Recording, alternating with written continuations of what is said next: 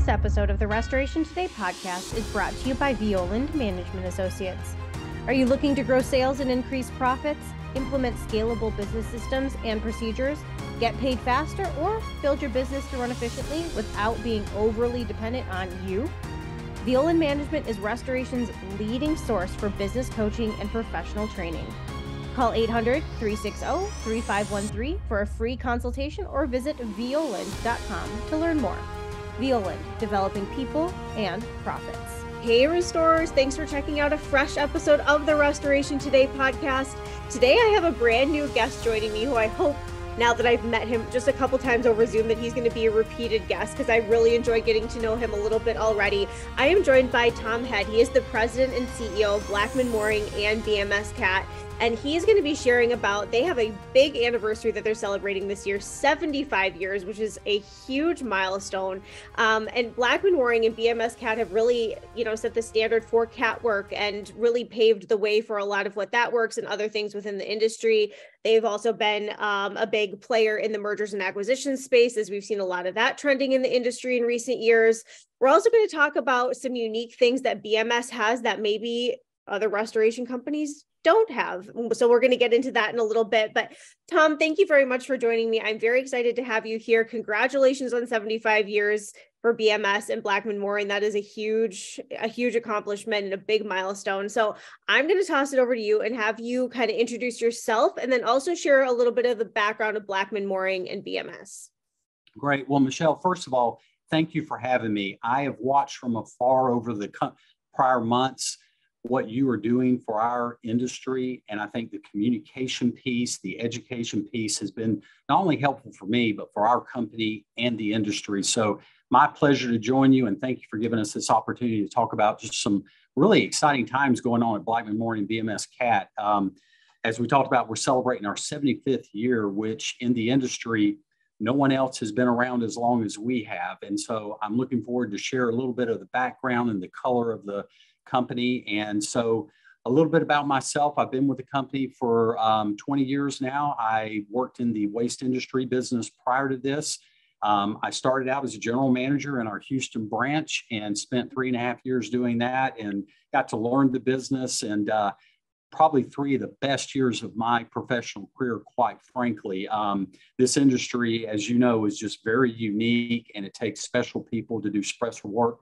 And it was a lot of fun down there. And then over the last 17 years, I've had the privilege to work with the Blackmon family as the president and CEO, and now working with AEA Investors, who invested us in 2019. So that's a little bit about my background, and really here to kind of talk about our 75th year. So would it make sense for me to kind of give the audience a little background on how we started? Yes, that would be perfect. That's exactly where we should start. Go for it. Great. So Mr. Blackmon and Mr. Mooring met at Texas Christian University here in Fort Worth, Texas, back in the mid-40s. And they developed a really good bond and friendship. Mr. Blackmon played basketball and football. Mr. Mooring played basketball there. And that's how they mutually became friends. They both went off to war. One went to the European theater in Europe. Mr. Blackmon went to the Pacific. They were both in the Navy. And when they came back from the war, they decided, we got to find something to do. We got families to feed, and we want to get into some form of business. Well, Mr. Blackmon's wife, Genevieve, her father owned a furniture repair and upholstery company down in Houston, Texas. So Genevieve said, why don't you go down and learn my dad's business and maybe come back up to Fort Worth and we'll do that. So lo and behold, Mr. Blackmon went down there, learned the trade from his father-in-law, came back to Fort Worth, hooked up with Mr. Mooring. They decided to get into the furniture repair and upholstery business. And in 1948, they started that business here in Fort Worth, Texas, with one truck, and them two, Mr. Mooring doing the selling, Mr. Blackmon doing the operations of the business. Right. And then we had a massive inflection point in the company. So in 1949, a levee broke here in Fort Worth, Texas, and flooded the downtown area and heavy residential area outside of the downtown footprint of Fort Worth. And that was our first foray into the disaster recovery business. And after all the work was done with family, friends, associates, business people that they knew, they decided, hey, we stumbled onto something pretty neat here.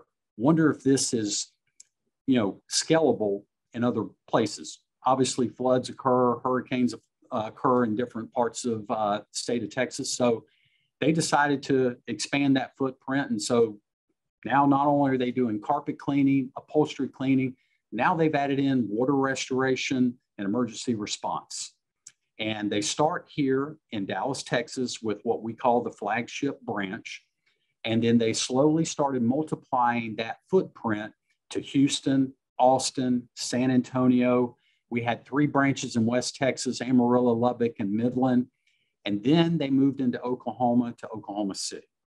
And they did that for years and years and really honed in on, water mitigation, fire restoration services for the communities, and all of that primarily residential at that time. Occasionally a small commercial job would come up, but they were primarily in the residential business. And so they did that for many, many years and really learned the craft, learned the business, and they started developing and growing the branch offices, as we call them now.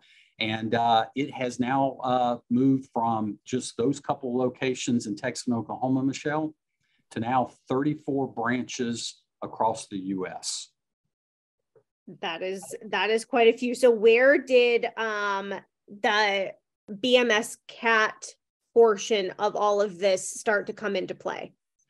So this is probably one of my favorite stories to tell, and I will never do it justice to what Mr. Blackmon can tell this story. Okay. So back in 1980 was our second big inflection point as a company to what we became today. So back in 1980, it got all over the airways and the news channels about the Hilton Hotel in Las Vegas, Nevada that caught fire. Okay. Big high-rise building. Mr. Blackmon sees that on TV and reads in the newspaper and decides with his middle son, Kirk Blackmon, let's jump on a plane, let's head to Vegas, let's see if we can help. Now, Michelle, they have never done anything like that in their entire life to this point, primarily residential. So they go to Vegas, and if you knew Kirk and Mr. Blackmon, Kirk was big personality, very confident, very smooth, eloquent speaker. So they go out there, they do not have a name of the building owner, the property manager, no insurance company or advisor or consultant gave them heads up or an invite. They get there, they have fencing all around the Hilton Hotel. Nobody is getting in. Security's telling everybody, unless you have an appointment, you're not getting past security. Somehow, some way, Michelle, Kirk Blackmon got the name of the owner. Mm-hmm. He charged the mound with the security person, said, I've got an appointment with Mr. Such and such. They let him in. Mr. Blackmon goes with him, his father. They go up to the penthouse. They wait for like 2 hours for the owner to show up. Owner finally gets there. Hey, who are you guys? Don't know y'all. What can I do to help you? And so Kirk Blackmon will tell you to this day, in all of his years, the best pitch he ever made in the history of his life was that day. Everything seemed to just flow smoothly. And mind you, they've never done anything like this. So he's ad-libbing this as it goes, using what he and his dad knows about residential restoration and applying it to how they can do it for this large hotel. So after a couple hours of a presentation back and forth, the building owner at that time had already talked to several contractors, and they were being told that they can do the job. It would take about a year, maybe a year and a half, worst case scenario. Kirk saw an opportunity, Mr. Blackmon saw an opportunity, and they said they would have it done in 6 months. And so they walk out. Mr. Blackmon gets in the car with Kirk, puts his head in his hands and says, oh my gosh, we just got this. What do we do now? They got the order. So Kirk says, well, Dad, I'm not so sure what we do, but I know the first thing I'm going to do is I'm going to go down to the local hardware store and I'm going to buy out every mop, bucket, sponge, you name it. And then Mr. Blackmon got on the phone with his 2 other sons, Bill Blackmon and Greg Blackmon, and said, boys, send everybody in Texas and Oklahoma that's not on a current job out to Vegas. We've got a big job and we've got to get it done in 6 months. And so, Michelle, knowing Mr. Blackmon and his 3 sons, one thing I can always say, they were never afraid to take a risk. And that was a huge gamble, because think about it. If it would have gone wrong, it would have hurt the reputation of Blackmon Mooring at that time significantly. But they did it. They did it right. They did it on time. And that was how we started BMS CAT. Was after that job was done, everything was signed, sealed, delivered, customer happy. Mr. Blackmon and his 3 sons said, you know, we're on to something here. This happens a lot around the country. And that's how BMS CAT, the worldwide commercial restoration reconstruction company, started, was from a hunch of running out to Las Vegas and making the pitch of their life. And they started an industry. That's a fantastic part of like pre cell phone and technology days, where people can't Google, like, you don't belong here. You don't really have an appointment, whatever, you could make these risks. And that's a great story. That was fabulous. I loved that. So, all right. So what has BMS CAT, that side of the business, learned over the years? Maybe top 3 things about dealing with catastrophes, because catastrophes happen, like you said, on all scales. So this is a hotel fire, but there, like we just had Hurricane Ian, and we have with the wildfires in the West and all of that. So what are 3 things that BMS has really learned? Well, that's a very good question, Michelle. I tell you, the 3 things to do CAT work successfully that we've watched and witnessed over the years. Number 1, you have to have a sense of urgency, because people in their time of need, their home or their commercial property needs to be repaired fast so they can get back in their house, get their family settled. They can also get back into doing business again. So having a sense of urgency for our clients is the most important thing when it comes to large catastrophe. The second thing I'll say, and equally important, is a mobilization plan. Mm-hmm. When you think about a large loss like that and getting the Blackmons to just basically drain their staffs from Texas and Oklahoma branches, but when you think about hurricanes, tornadoes, floods, you really have to logistically think about resources, where you can safely put your people so that they're not in harm's way, and more importantly, be there as quickly as you can to be able to respond to our customers in their time of need. So really going through the logistics of equipment, people, resources, vendor partners that will help us serve our customers, all of that has to be orchestrated, and it has to go flawlessly. And thank goodness we've been doing it, since 1980, and we've got a very good playbook on how that operates. And in honesty, the industry's followed suit with that, and you have to. And then the third, but probably even more important, you got to have a customer base. You got to have good customers that trust you, that believe in you, that have a relationship with you, that knows we'll be there in their time of need. And so those are the 3 very critical key areas, I think. If you're going to be in the CAT business, if you don't possess all 3 of those, you're going to have a difficult time surviving. Yes. Okay, we've talked about Blackmon Mooring and BMS CAT. Now I think we need to talk about another cool part. You know exactly where I'm going with this. Another cool part of your business, and that brings in many interesting stories, I'm sure. So let's talk about BMS Global. I'll have you start with explaining what BMS Global is. So back in the late 80s, kind of taking off of our BMS CAT emergency response, we had an opportunity through a relationship in the insurance where a American airline plane went down in Arkansas, and they needed help getting the contents off of that plane and back to passengers and stuff. And so that was our first foray into what we call our BMS Global, which is a subsidiary of BMS CAT, where we basically go in, Michelle, and after a train derailment, after a cruise line ship issue, we've done those before as well, planes specifically. We have partnerships with all the major carriers in Europe and here in the US, airline-wise. if an unfortunate situation like that occurs, we're there to help. So think about Captain Scully and the Miracle on the Hudson. So when that plane safely went into the Hudson and all of the passengers made it out, which was just an incredible feat that we all watched during that time. Yeah. BMS CAT got called in, get the plane out of the water. Now think about this being submerged in water. All of the, people are getting off onto the wings. They're getting safe. They're not worried about their luggage. They're not worried about their briefcases.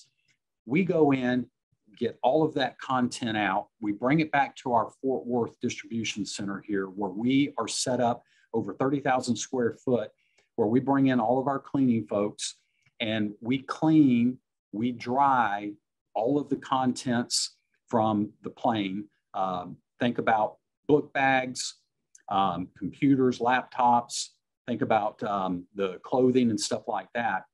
And then what we do, once we clean it, we catalog it, and then we put it on a proprietary and very private, secure website so that the passengers can go look at it, make sure all of their stuff is there and accounted for, and then we get it back to them. And so we've done that for all the major airline crashes, not only here in North America, but also in Europe. And it's something that we don't promote on a day in and day out basis because it is unfortunately followed, from a major catastrophe that makes news. But we're one of those only company that really goes out and takes care of those clients in their time of need. And it takes a special group of folks that we are highly trained and skilled on in handling those kind of situations with the expertise to go in and understand the situation, being very discreet. We do not go in logoed up. We do not go in promoting anything because that's not what's in the best interest of our client. We're there to be a complete resource for our client and to be under the radar screen from a media standpoint. So we don't talk about it a lot, but I share it with you here because I know some in the industry know about it, but there's a lot of people that don't know about it within the industry because we don't promote it a lot. But it's something that gives us great satisfaction because that's when we know we are truly helping people out in their time of need, particularly in something that is so sensitive and emotional as that. Not to say that, a fire loss in a residential home or a building is not emotional, but this gets broadcast in such a wide media standpoint. And our job is just to fly under the radar screen, do our job, do it very well, get back to people their contents and their possessions that they want very badly. And we do that in a very discreet way. And we're very proud of that line of business. Yes, that is an incredible line of business and so unique, like you said, that I'm sure it takes incredible amounts of training and discretion and trust in people as you're finding things in the debris or whatever that may be. So, okay, let's shift gears a little bit and talk about the industry as a whole. You've been here for a while, the trends in the industry, you've watched things grow and evolve over the years. So what do you see right now as the biggest challenges and opportunities in the restoration industry today in 2023? Cash flow comes out to be one of the biggest things right now as an opportunity in our industry to get better in. Number two, I would tell you in the 20 years that I've seen, we're seeing consolidation starting to occur with some of the larger companies through M&A and private equity money coming in, but differentiating yourself from everybody else. To the consumer, they see us as just a restoration company. Yeah. And obviously we see ourselves much more than that. There's a lot behind the scenes about being able to make it doing business with BMS CAT easy. That's something I spend a lot of time on. That's what our team is spending a lot of time on now because they do have so many choices out there. But differentiating myself from my competitors on a day in and day out basis is something I'm very obsessed with. Why do business with BMS CAT versus one of my major competitors? Well, we have to provide that value proposition and communicate it well, but more importantly, live up to it. And so that's the second biggest thing that gets more and more difficult because every day I look up, Michelle, there's a new company in one of our markets because it's our industry, it's an easy entry into. And so as I've watched over the last 20 years, the players in each market have just exponentially increased. And so it makes it difficult to separate me from my competitors. And then lastly, and I know you hear a lot about this, especially when you were down at RIA and you hear it from other competitors of mine, is finding team members. Mm-hmm. You know, it's hard right now, and we see it in the news, finding folks, but I'll also take it a step further. It's not just finding team members, it's finding the right team members. In this industry, you have to have deep inside you a servient disposition. You need to be able to want to have that call to help. And if you have that, this is the right industry for you. And so I always say it's one thing to find people. It's more important to find the right people. So those are our three biggest obstacles. I'm sure my counterparts at other companies, those three will probably be in their top five as well. But those are things we're challenged with. But the good news is you just stay focused on them and you address those and you keep working and you get better as you go each and every day. But those are the three biggest areas of opportunity I see in the industry. Okay, so what about you personally? How have you seen the industry change and evolve in the last 20 years or so? I think there's some obvious things and maybe some less obvious things. So I'm curious what you've seen change. Well, there's a couple things that come out to mind. I will say, and I will do this in order of, in my 20 years, what changed first, but maybe not what's important. I'll kind of highlight that. The first big change I saw was when I joined into the industry, we didn't have third-party administrators. So on a weekend in Houston, Texas, we would always send out to the insurance carriers at their extra hour call center, here's who's on call for us here in Houston in the event you have a loss. And we would have to do that every Thursday night, Friday morning at the latest, so that we would get the phone call from their help desk at Allstate, Chubb, Travelers, et cetera. And we were always excited about it. And our teams always wanted to be on call for the weekends because there's only a handful of people that really run this business 24/7, 365. And we were one of them. We'll take a phone call no matter what time of the day is if it helps a client out.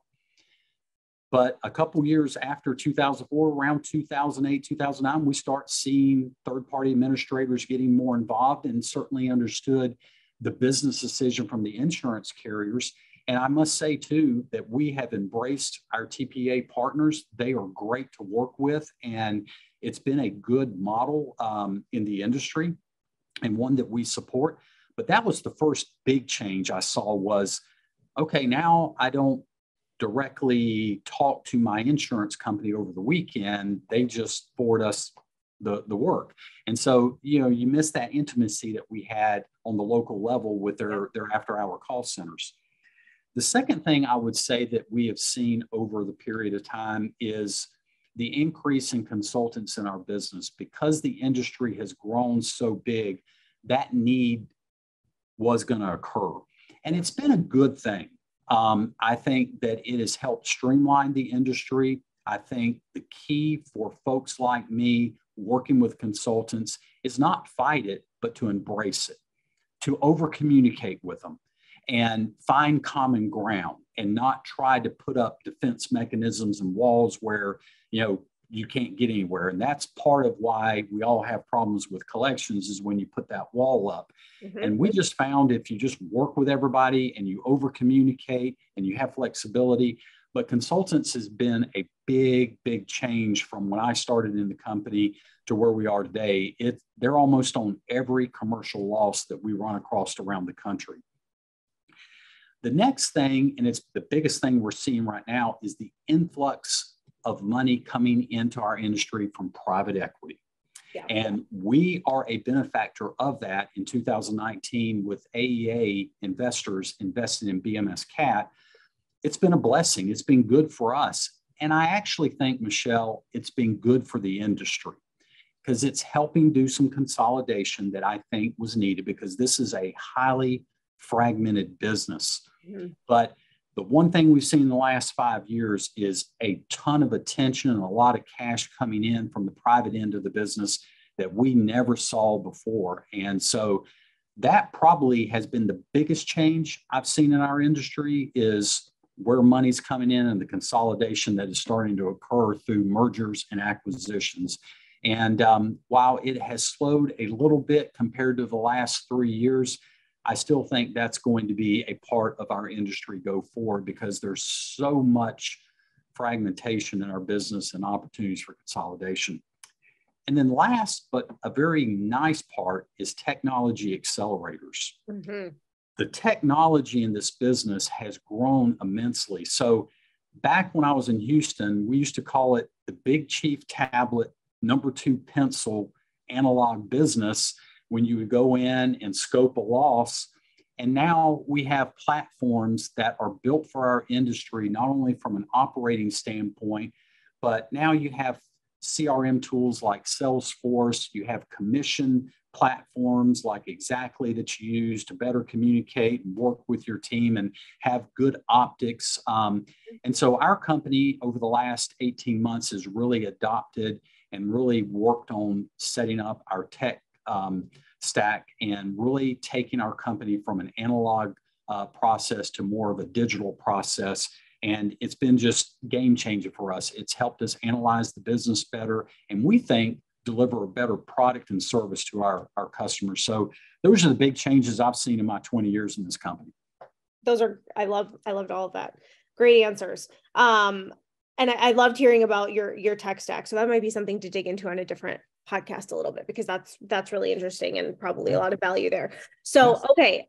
BMS has been in growth mode as well for several years now. And part of the mergers and acquisitions, like you talked about, and probably having that PE backing in 2019 has helped you be able to fuel that growth and be in that arena with the mergers and acquisitions. So what is BMS's goal from here? What is your outlook? What are you going for in the M&A space? Great. Well, we're enjoying the M&A space. So we've done 10 acquisitions since 2019, or really 2020, at the beginning of 2020. And we have just thoroughly enjoyed that. It's been a lot of fun. Prior to that, we never did that in our company. And so that is one of the greatest benefits that our investors have provided to us, is helping us learn how to do that the right way, because you can do it a right way and you can do it a bad way, and it can have an impact on you. But what we see moving forward, Michelle, is our thesis is we want to be in the top 50 MSAs around North America. I call them NFL cities. So if an NFL team is in a city, I want to be there. Primarily, the NFL does probably one of the best jobs in the world of, if they decide to expand, they do a lot of market research. They make sure that the demographics, the population, the economics are all lined out to help support a franchise in a city. And as I've watched that from afar, if it's good enough for the NFL to support a football team, there's going to be good economies of scale in that city for BMS CAT to be in. So we are looking to be in the top 50 MSAs between now and 2025. We have grown since 2019 from 17 brick and mortar locations to 35 brick and mortar locations now. And so over the next couple of years, our acquisition team has a very aggressive plan to make sure that we're in all of those 50 top MSAs. And why that's important? Because our national clients require it. We want to be there in their time of need. And if you're in the top 50 MSAs, and you have a 2 to 4 hour radius of response time, that virtually allows us to be anywhere in the U.S. to meet our customers' needs. So that's the first thing that we look at. We also look, when we are acquiring a company, it's very important that we line up with a company that has strong ownership, a strong founder, but also has a very tenured management team below the founder. In the event the founder decides it's time for me to retire, I want to exit, well, we got to have a good backup plan. So we look for good founder, good bench strength, good management team, customer-centric organization, very focused on the customer's needs, not what the restoration company's needs are.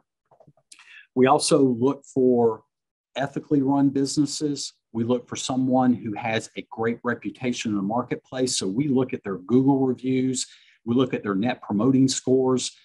We do a real good deep dive into what that company is about and what they have been over the years.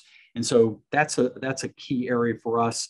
And then obviously we look for companies that are turnkey, Michelle, where they're offering not only mitigation, but reconstruction services too, because we want to be able to promote to our customers as we do now under the BMS CAT and Blackmon Mooring moniker that we're turnkey. We're going to handle you from cradle to grave. So those are some of the key things that we look for in the company and what we're looking for in the next couple of years from an M&A perspective.